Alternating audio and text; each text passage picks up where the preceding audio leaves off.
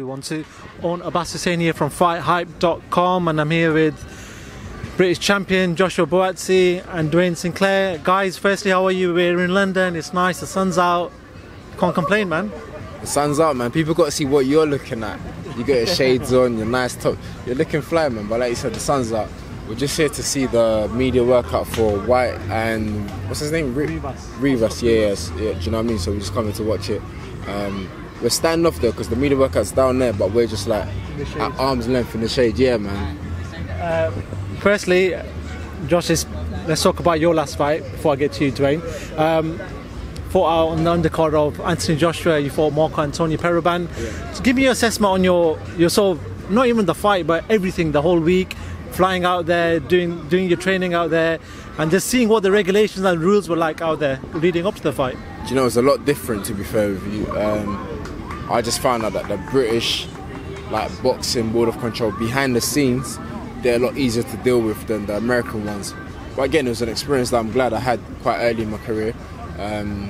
So it just means that next time I box in the States, I know what to expect, how they move and how I move. But it was a good experience to box internationally as a professional, to have my team around me, the same people that were here, or the same people that came to the States. And most importantly, I got the job done. So that was kind of like the main goal, to get the job done. Time difference, time zones, climatizing, all this stuff all played a role, but I felt like we got it right. And when I got in the ring, I had the energy levels, and again, I was able to get the job done. Dwayne, I just want to bring you into this. Obviously, your last fight was on the undercard, in your call against, on the Conor Benn card. Obviously, you never came out successful. You know, it's been a couple of weeks, you've had time to think about it. Can you talk to me about what you think might have gone wrong on the night? Do you know what? First of all, I'm going to say Anthony Fox, the guy I boxed, he done his thing. He come out to fight. So it's not an excuse situation. He done everything he's supposed to do. It was myself. It's a situation where, like you said, we just talking about Josh's, about where we went out, we're doing the camp in Miami and in New York. And I think what had happened is I didn't appreciate how my body would be feeling coming back. Because what it was, going over, we didn't experience jet lag. We got straight into camp. Energy. So then, whilst I was in New York, I found out about this fight. And I thought, well, I've been helping Josh, so I'm halfway there. Halfway fit, it doesn't matter. Get back, that's 3 weeks when we get back. So as soon as we got back, camp again. Training for 2.5 weeks. So then it became fight week. When you start tapering off, I was like, do you know what, I'm feeling tired. And I was falling asleep. And I think that was the moment the jet lag hit, was when we got back. And so it was like, my trainer saying, look, I think we should call the fight, don't do it. I'm like, nah, it's all right, because my adrenaline's gonna kick in. Look how I get through the training session, it's gonna be fine. My adrenaline didn't turn up that night. I'm like, what is going on? So I could see everything. His pattern was there. I could react in the sense of defense, but I couldn't react for offense. So there was no recoil in my shots. Everything was slow. I might lay back, couldn't come back. I might catch something, couldn't return. So, like I said, my opponent done everything he's supposed to do. So it's not an excuse. It was just me not appreciating. And I think leading up, looking back at things, like you said, assessing things. In the 10 fights I've had 2 of those fights I fought with having a cold, having flu. So I almost probably subconsciously got cocky with, well, jet lag, it doesn't matter. The adrenaline will kick in. Not going in believing I'm closest to 100%. I think I can get through, it doesn't matter. I've got the skills, but skills not enough. Your skills not enough. You get me? I was working hard. Cool. That's an honest assessment. You know, sometimes fighters don't really like talking about stuff like that, so I appreciate that, first of all. Let's talk about why we're here. Oscar Rivas, Dillian Whyte. It seems like it's going to be made into some sort of WBC eliminator. Josh, you guys have seen a lot of Dillian anyway, because I know when I last spoke that you guys have sort of grown up together, you've been in the same sort of camps and whatever else. Josh, you've seen a lot of Dillian as well. What do you make of Dillian as a fighter, the way he's progressed since that loss with Anthony Joshua all that time ago? I think by far the most improved fighter, not just in the heavyweight division, but overall, man. like you just sit back and watch what the guy's done, how he's bounced back from the loss to Big Josh and what he's doing now. So I think for me, easily the most improved fighter overall in all weight categories. So Rivas again is going to be a tougher position, small man, but probably knows how to fight a big man. But for me, Dillian deals with it, man. Like there's not much analysis to make of it. I think Rivas gets dealt with.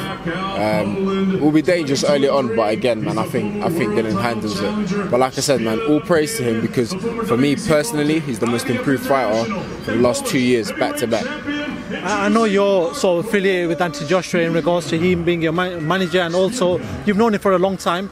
But does Dillian have the sort of tools to fit with the elite fighters of the division? That's been the Furies, Wilders, Joshua, even Joshua Ruiz, you know, them names. Yeah, he does easily. Like the thing is, like whether like I'm part of the same management team as Josh or Dillian or this or that, if I think a fighter is good enough to mix it with another fighter, I'll say it point blank, and I think he is. I think he's one of the best heavyweights out there, like easily. There's no question about it. You can mix it with the top heavyweights. So nothing to do with who I'm working with or who I'm not working with. And Dwayne, obviously growing up and being amongst the sort of the Whyte crew, the Dean Whyte, Dillian Whyte, them boys, did you ever envisage Dillian to get to this stage that, he called himself, he was on the streets, he had a past like everyone else does, and he's become this world championship level fighter. Did you envisage that when you guys were growing up? Yeah, I think when you got a dream and you're working towards it, there's no way of someone telling you can't achieve it. And that's the thing, all the way through, he always said he was going to be a world champion. It was himself and a mate of ours, Jimmy Manuel, who was just coming up in the MMA scene, and he said also, I'm going to be a UFC champion, and he made it to top 3. But probably his age caught up and then he retired. But they always said, and they put in the work and the dedication, we are going to be best in the world. And it's happening because you believe it and you're working towards what you can see. No one's going to stop you. I always thought it, because you see the work ethic. Josh, what do you make of this whole Dillian Whyte, Tyson Fury sort of back and forth on Twitter? There seems to be, in interviews, sort of having a back and forth. Is that good for the division, though? People having a go. Once the heavyweight division was dead, people would say, but now it seems to be a lot more enlightened. You got a lot of back and forths going along. What do you make of this whole situation? I think it's entertaining. Do you know what I mean? I can't say that I've been keeping up with it religiously, but I think from the bits that I've seen, it's quite entertaining to see one man says one thing and the other man says the opposite. So it comes down to who's lying. And before a fight, I always say to whoever I'm sitting next to, it's mad. I always say this to someone, that I say it's mad because one of these two men has been lying, and we're about to find out when the bell rings. So that's the thing about boxing. Like, people will lie, people will say things, do things, but when that bell rings, we always find out the truth. So the only way we can find out who's been lying or who is lying is if they were ever to get in the ring together. So, but it's the beat of the sport, man. You never know what's really happening until the two get in the ring. So I want to ask yourself one question and just 2 more questions after this. First of all, the news broke out, Anthony Yarde's actually flying out to Russia. A date has been set for August 24th, if I'm correct, to fight Sergey Kovalev for the world title. Give me your thoughts on that fight. How do you see that fight playing out? My thoughts on that fight is all talks must stop now, for the mere fact that he's taken the fight and the fight's happening. So no one can now say, oh, he's not fighting good people, or he's wasting time, he's doing this, he's doing that. That's my sole opinion on it, period. How the fight's gonna go, don't know, I'll watch it. But like I said, all talks must stop now because they've taken the fight and the fight is apparently happening. So until the fight happens or after the fight, I might have more opinions, but as of now, like I said, all opinions must stop, and credit to them, they're taking the fight. Dwayne, I asked you about this a couple of weeks ago, so I'm not going to ask you this question, but I'm going to get your prediction on the fight that's happening on Saturday night in America between Manny Pacquiao and Thurman. It's in America, it's a big fight. What do you make of that fight? Who do you see winning that fight? Do you know what? That's mad you say that, because this morning before I came here, I was watching the face-off with Pacquiao and Thurman, and based on what I saw, I want Pacquiao to win. I'm a big Pacquiao fan anyway. Who did you want to win as well? Pacquiao? Pacquiao. Yeah, Thurman was coming a bit but you know what? It's boxing, it's entertainment. But for me, I thought he kind of went over the line. But Pacquiao, the true gent, and I prefer that style instead of the outspoken and loud guy. But end of the day, they're gonna get in the ring, 2 hands, 2 legs, and like I said, I'm supporting Pacquiao, man. And guys, finally some sad news broke yesterday where Pernell Whitaker, Sweet Pea, was involved in a car crash and obviously passed away. So rest in peace, Sweet Pea. First of all, Josh, you know, did you get to see much of Sweet Pea later on in his career? Because I know you're quite young, so I'm not sure if you got to see his career whilst he was going ahead. But did you manage to see much of his career after that? I've seen a glimpse of what he did and what he used to do. I'm not going to say that I followed him religiously, but we saying, dude. No. I just seen the thing about that you're quite young. Like, I must have seen it. Like, I'm old. Nah, it's the situation of I look back at Sweet Pea too. Look at this guy. We don't have seen him. You're too young.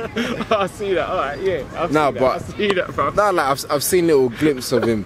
And like little styles and how he evades punches, and I think any fighter that can do it the way he's done it, special talent. You sit in a class of your own. So my thoughts are with his family, his people that know him, and like we say, rest in peace, champ. So like I said, my thoughts are with him, man.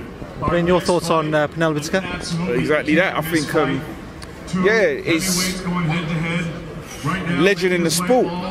Even when I was kickboxing, I used to look back at his footwork and his defensive skills getting away at him and Roy Jones, looking at their footwork and their defensive skills. So I definitely appreciate how his movement around the ring, you can transfer into different martial arts and so forth. So it is definitely someone gone too soon.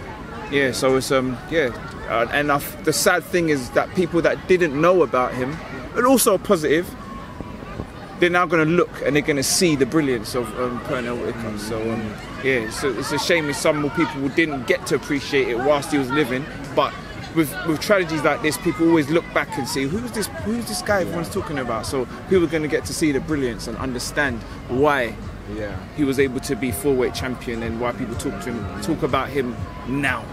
So definitely one of the greats. Cool. Guys, I know it's a nice day. I know you guys want to go and enjoy yourselves. Thank you very much. You've given me a lot of time for FightHype. I appreciate that. And hopefully we'll see you guys soon. Thank you very much for talking to FightHype.com.